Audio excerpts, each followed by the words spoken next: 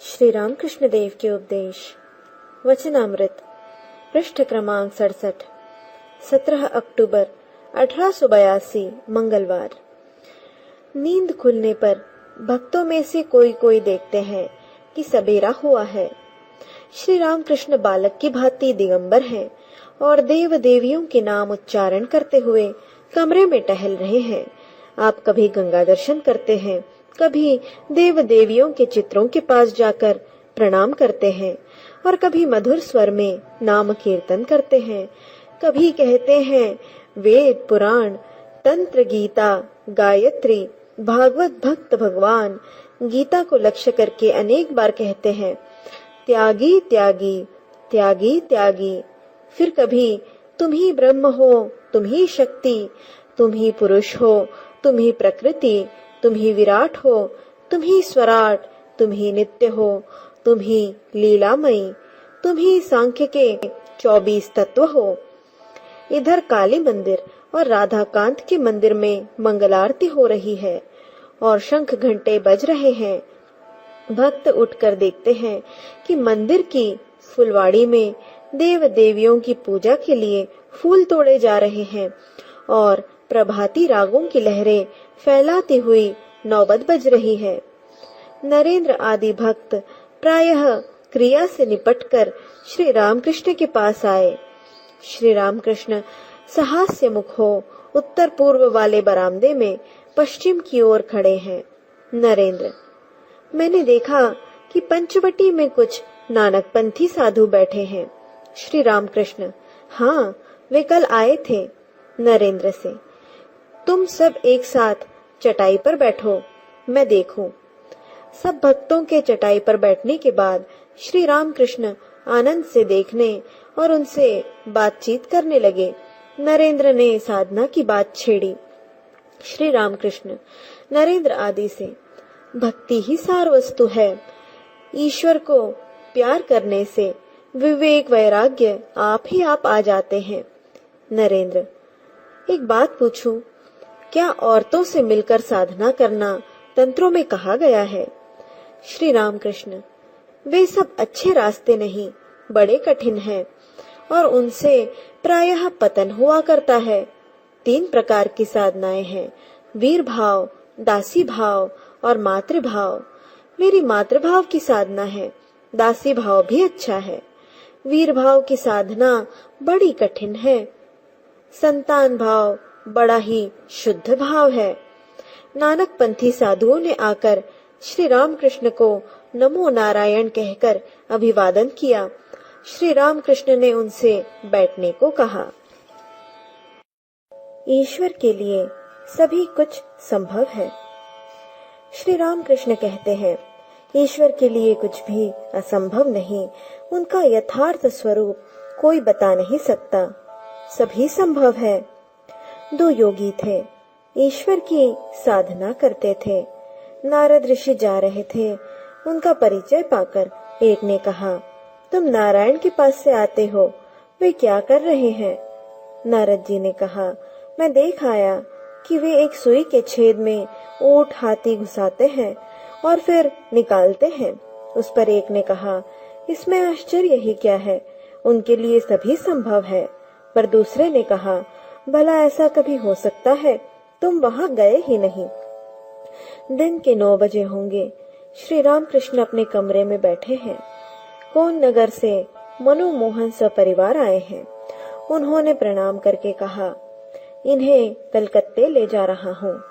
कुशल प्रश्न पूछने के बाद श्री रामकृष्ण ने कहा, आज माह का पहला दिन है और तुम तो कलकत्ते जा रहे हो, क्या जाने कहीं कुछ खराबी न हो। यह कहकर जरा हंसे और दूसरी बात कहने लगे। नरेंद्र और उनके मित्र स्नान करके आए। श्री रामकृष्ण ने व्यग्र होकर नरेंद्र से कहा, जाओ बट के नीचे जाकर ध्यान करो, आसन दूं? नरेंद्र और उनके कुछ ब्राह्म मित्र पंचवटी के नीचे ध्यान कर रहे हैं। करीब 10:30 बजे होंगे। थोड़ी देर में श्री रामकृष्ण वहां आए। मास्टर भी साथ हैं। श्री रामकृष्ण कहते हैं ब्राह्म भक्तों से, ध्यान करते समय ईश्वर में डूब जाना चाहिए। ऊपर ऊपर तैरने से क्या पानी के नीचे वाले लाल मिल सकते हैं? फिर आपने राम प्रसाद का एक गीत गाया जिसका आशय इस प्रकार है: ए मन काली कहकर हृदय रूपी रत्नाकर के अथाह जल में डुबकी लगा। यदि 2 ही 4 डुबकियों में धन हाथ न लगा तो भी रत्नाकर शून्य नहीं हो सकता। पूरा दम लेकर एक ऐसी डुबकी लगा कि तू कुल कुंडलिनी के पास पहुंच जाए। ए मन, ज्ञान समुद्र में शक्ति रूपी मुक्ताएं पैदा होती हैं। यदि तू शिव की युक्ति के अनुसार भक्ति पूर्वक ढूंढेगा तो तू उन्हें पा सकेगा। उस समुद्र में काम आदि 6 घड़ियाल हैं जो खाने के लोभ से सदा ही घूमते रहते हैं। तो तू विवेक रूपी हल्दी बदन में चुपड़ ले, उसकी बू से वे तुझे छुएंगे नहीं। कितने ही लाल और माणिक उस जल में पड़े हैं। राम प्रसाद का कहना है कि यदि तू कूद पड़ेगा तो तुझे वे सब के सब मिल जाएंगे। ब्राह्म समाज वक्तृता और समाज संस्कार, सोशल रिफॉर्म्स। पहले ईश्वर लाभ, उसके बाद लोक शिक्षा। नरेंद्र और उनके मित्र पंचवटी के चबूतरे से उतरे और श्री राम कृष्ण के पास खड़े हुए। श्री राम कृष्ण दक्षिण मुख होकर उनसे बातचीत करते करते अपने कमरे की तरफ आ रहे हैं। श्री राम कृष्ण: गोता लगाने से तुम्हें घड़ियाल पकड़ सकते हैं, पर हल्दी चुपड़ने से वे नहीं छू सकते। हृदय रूपी रत्नाकर के अथाह जल में काम आदि 6 घड़ियाल रहते हैं, पर विवेक वैराग्य रूपी हल्दी चुपड़ने से वे फिर तुम्हें नहीं छुएंगे। केवल पंडिताई या लेक्चर से क्या होगा यदि विवेक वैराग्य न हुआ। ईश्वर सत्य है और सब कुछ अनित्य, वे ही वस्तु है, शेष सब अवस्तु। इसी का नाम विवेक है। पहले हृदय मंदिर में उनकी प्रतिष्ठा करो। वक्तृता, लेक्चर आदि जी चाहे तो उसके बाद करना। खाली ब्रह्म ब्रह्म कहने से क्या होगा यदि विवेक वैराग्य न रहा। वह तो नाहक शंख फूकना हुआ। किसी गांव में पद्मलोचन नाम का एक लड़का था। लोग उसे पदुआ कहकर पुकारते थे। उसी गांव में एक जीर्ण मंदिर था। अंदर देवता का कोई विग्रह न था। मंदिर की दीवारों पर पीपल और अन्य प्रकार के पेड़ पौधे उग आए थे। मंदिर के भीतर चमगीदड़ अड्डा जमाए हुए थे। फर्श पर गर्द और चमगीदड़ों की विष्ठा पड़ी रहती थी। मंदिर में लोगों का समागम नहीं होता था। एक दिन संध्या के थोड़ी देर बाद गांव वालों ने शंख की आवाज सुनी। मंदिर की तरफ से भौं भौं करके शंख बज रहा है। गांव वालों ने सोचा कि किसी ने देवता प्रतिष्ठा की होगी और संध्या के बाद आरती हो रही है। लड़के, बूढ़े, औरत, मर्द सब दौड़ते हुए मंदिर के सामने हाजिर हुए। देवता के दर्शन करेंगे और आरती देखेंगे। उनमें से एक ने मंदिर का दरवाजा धीरे से खोलकर देखा कि पद्मलोचन एक बगल में खड़ा होकर भौं भौं शंख बजा रहा है। देवता की प्रतिष्ठा नहीं हुई। मंदिर में झाड़ू तक नहीं लगाया गया। चमगीदड़ों की विष्ठा पड़ी हुई है। तब वह चिल्लाकर कहता है, तेरे मंदिर में माधव कहाँ? पदुआ, तूने तो नाहक शंख फूंककर हुल्लड़ मचा दिया है। उसमें 11 चमगीदड़ रात दिन गश्त लगा रहे हैं। यदि हृदय मंदिर में माधव प्रतिष्ठा की इच्छा हो, यदि ईश्वर का लाभ करना चाहो, तो सिर्फ भौं भौं शंख फूंकने से क्या होगा? पहले चित्त शुद्धि चाहिए। मन शुद्ध हुआ तो भगवान उस पवित्र आसन पर आविराजेंगे। चमगीदड़ की विष्ठा रहने से माधव नहीं लाए जा सकते। 11 चमगीदड़ का अर्थ है 11 इंद्रियां, 5 ज्ञान की इंद्रियां, 5 कर्म की इंद्रियां और मन। पहले माधव प्रतिष्ठा, बाद में इच्छा हो तो वक्तृता, लेक्चर आदि देना। पहले डुबकी लगाओ, गोता लगाकर लाल उठाओ, फिर दूसरे काम करो। कोई गोता लगाना नहीं चाहता। न साधन, न भजन, न विवेक वैराग्य। 2-4 शब्द सीख लिए, बस लगे लेक्चर देने। शिक्षा देना कठिन काम है। ईश्वर दर्शन के बाद यदि कोई उनका आदेश पाए तो वह लोगों को शिक्षा दे सकता है। अविद्या स्त्री सच्ची भक्ति हो तो सभी वश में आ जाते हैं। बातें करते हुए श्री रामकृष्ण उत्तर वाले बरामदे के पश्चिम भाग में आ खड़े हुए। मणि पास खड़े हैं।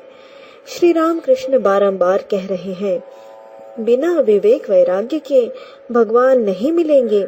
मणि विवाह कर चुके हैं, इसीलिए व्याकुल होकर सोच रहे हैं कि क्या उपाय होगा। उनकी उम्र 28 वर्ष की है। कॉलेज में पढ़कर उन्होंने कुछ अंग्रेजी शिक्षा पाई है। वे सोच रहे हैं, क्या विवेक वैराग्य का अर्थ कामिनी कांचन का त्याग है। मणि श्री रामकृष्ण से कहते हैं, यदि स्त्री कहे कि आप मेरी देखभाल नहीं करते हैं, मैं आत्महत्या करूंगी, तो कैसा होगा। श्री रामकृष्ण गंभीर स्वर से, ऐसी स्त्री को त्यागना चाहिए जो ईश्वर की राह में विघ्न डालती हो, चाहे वह आत्महत्या करे चाहे कुछ और। जो स्त्री ईश्वर की राह में विघ्न डालती है वह अविद्या स्त्री है। गहरी चिंता में डूबे हुए मणि दीवार से टेक कर एक तरफ खड़े रहे। नरेंद्र आदि भक्त भी थोड़ी देर निर्वाक हो रहे। श्री रामकृष्ण उनसे जरा बातचीत कर रहे हैं। एकाएक मणि के पास आकर एकांत में मृदु स्वर से कहते हैं, परंतु जिसकी ईश्वर पर सच्ची भक्ति है उसके वश में सभी आ जाते हैं, राजा, बुरे आदमी, स्त्री, सब। यदि किसी की भक्ति सच्ची हो तो स्त्री भी क्रम से ईश्वर की राह पर जा सकती है। आप अच्छे हुए तो ईश्वर की इच्छा से वह भी अच्छी हो सकती है। मणि की चिंताग्नि पर पानी बरसा। वे अब तक सोच रहे थे, स्त्री आत्महत्या कर ले तो करने दो, मैं क्या कर सकता हूँ। मणि श्री रामकृष्ण से कहते हैं, संसार में बड़ा डर रहता है।